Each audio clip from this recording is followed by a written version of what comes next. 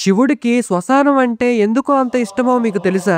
ఒకరోజు పార్వతీదేవి శివుడితో, స్వామి, శుభ్రమైన కైలాసంలో చింతామణి గృహం ఉండగా, అంతులేని ఐశ్వర్యం ఉండగా, మిమ్మల్ని ప్రేమించే నేను ఉండగా శ్మశానంలో ఎందుకు ఉంటున్నారు అని అడుగుతుంది. శివుడు చిన్నగా నవ్వి, దేవి, బ్రతికి ఉన్నంత కాలం అన్ని చోట్ల తిరుగుతారు. నేను గొప్పవాడిని అని ఒకడంటాడు, నేను తెల్లగా ఉంటానని ఇంకొకడంటాడు, నేను ధనవంతుడిని అని కొందరు, నేను ఎక్కువ కులం వాడినని మరికొందరు అంటారు. ఇన్ని ఉన్న చివరికి ఊపిరి బయటికి వెళ్ళిపోయిన తర్వాత వాడిని తీసుకుని వచ్చి పాడి మీద పడుకోబెట్టి శ్మశానానికి తెచ్చి అక్కడున్న కర్రల మీద కూర్చోబెట్టి కాలుస్తుంటే ఆత్మ పైకి లేచి నిలబడుతుంది. పుర్రె పగిలిపోయిన తర్వాత కన్న కొడుకు కూడా స్నానం చేసి వెళ్ళిపోతుంటే చీకటి పడ్డాక ఆత్మ చుట్టూ ఉన్న భూతాల్ని చూసి భయపడుతూ, నా అన్న వాళ్ళందరూ నన్ను వదిలేసి వెళ్ళిపోయారు, బ్రతికి ఉన్నన్నాళ్ళు వాళ్ళు నావాలే అని అనుకున్నాను, ఇప్పుడు వాళ్ళలో ఒక్కడు కూడా నాతో లేడు అని ఏడుస్తుంటే నేను ఇక్కడ ఉన్నానురా, భయపడకు అని చెప్పడానికి కూడా నేను లేకపోతే